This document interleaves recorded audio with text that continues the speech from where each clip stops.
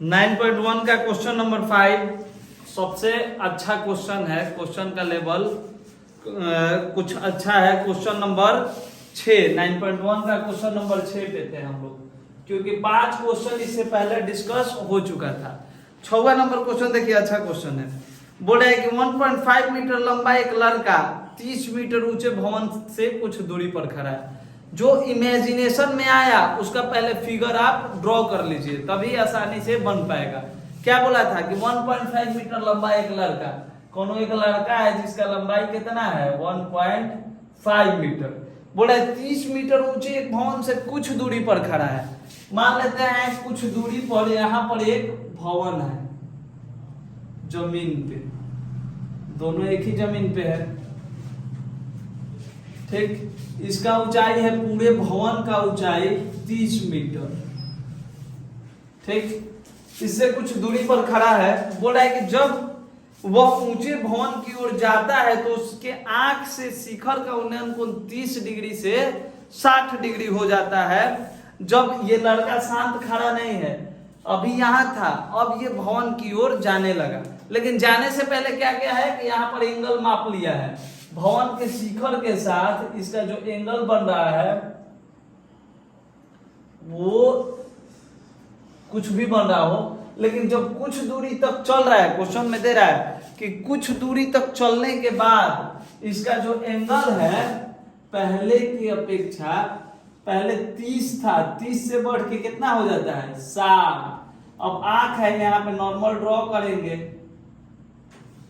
ठीक है। तो यहाँ 30 और यहाँ है 60। ज्यादा कंफ्यूजन आता है कि 30 कहाँ लिखेंगे 60 कहाँ लिखेंगे।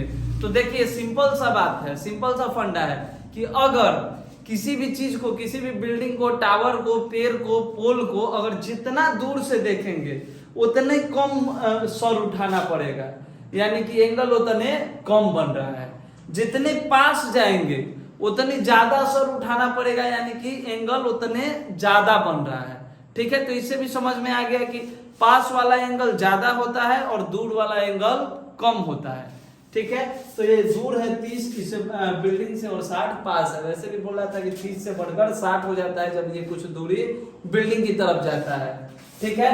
तो आपसे पूछा ये दूरी बताइए, आपसे क्या पूछा है कि ये दूरी बताइए, तो मान लेंगे आपकी ये दूरी x, ठीक। दूसरा चीज क्या मानेंगे कि अभी भी वो बिल्डिंग से y दूरी पर खड़ा है, ठीक है। ये दूरी x भी नहीं मानेंगे तो ये भी BC पे चल जाएगा। x मान लेते हैं कि इजी लगे आप लोगों को। अब नामकरण कर दीजिए, नामकरण जरूरी नहीं है ABCD ही होगा, कुछ भी कर सकते हैं, ठीक है। तो नामकरण कर दिए हम। अब आ जाते हैं हम पहले बिल्डिंग के ऊंचाई में। बिल्डिंग कितना भी ऊंचा हो, एंगल तो आंख से बन रहा है, यानी कि इतना ऊंचाई बिल्डिंग का माइनस हो जाएगा।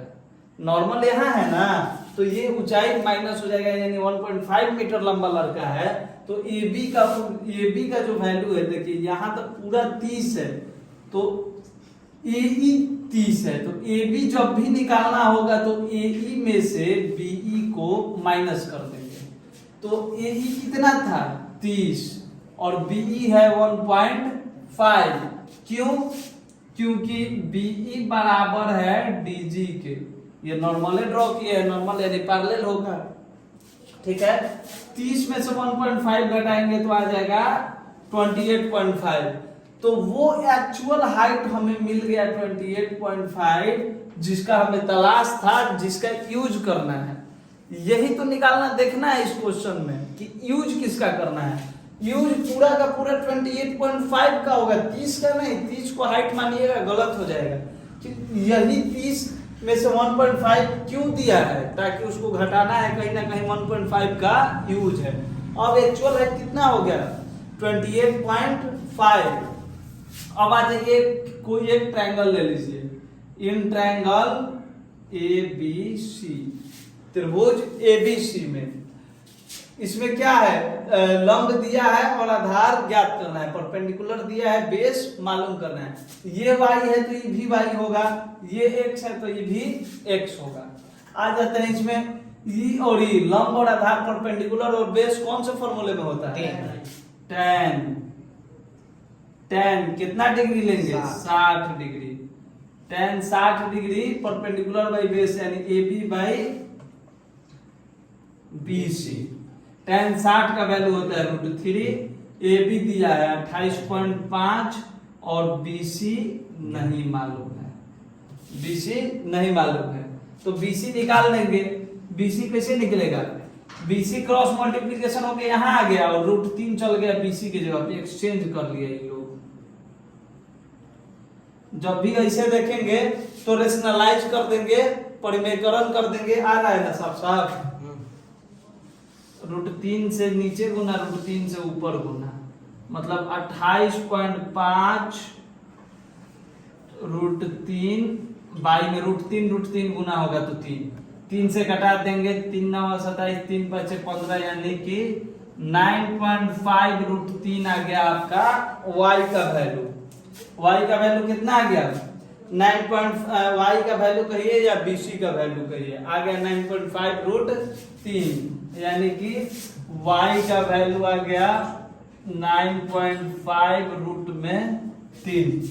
y का वैल्यू आ गया 9.5 √3। अब निकालना तो है हमें x का, तो अब चलेंगे बड़े वाले त्रिभुज में ABD में, क्योंकि x तो इसी में आ पाएगा। इन ट्रायंगल ABD क्या लेंगे, लंब और आधार से काम है, तो ये तो फिर tan लगेगा, tan 30 लंब है आपका AB और आधार है आपका BD, पूरा हो जाएगा BD। tan 30 का वैल्यू कितना होता है, 1/√3। AB है 28.5, BD कितना है, तो BD तो x प्लस y है, BD क्या है x प्लस y। अब क्रॉस मल्टीप्लिकेशन करेंगे तो x प्लस y चल जाएगा 1 से इंटू होके x प्लस y, और ये हो जाएगा 28.5 और √3 से इंटू होके √3, इतना आ गया। अब y का वैल्यू यहाँ पे निकाल चुके हैं 9.5 √3, तो यहाँ पे y का वैल्यू पुट कर देंगे 9.5 √3, 28.5 √3, तो x इक्वल आ गया 28.5 √3 और प्लस में जो 9.5 है साइड चेंज करेगा तो माइनस में हो जाएगा 9.5 √3। अब हो जाएगा ये माइनस करने पे 19 √3 और x का वैल्यू ही पूछ रहा था, यानी कि 19 √3 मीटर ये हुआ आपका आंसर।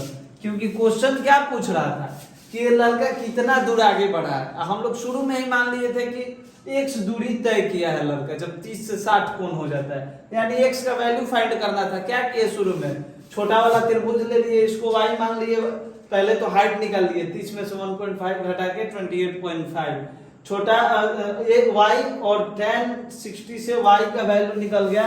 फिर बड़े वाले त्रिभुज में tan 30 और x प्लस y का वैल्यू पुट किए, x का वैल्यू निकल गया, x ही वो दूरी था। आंसर बहुत अच्छा क्वेश्चन था।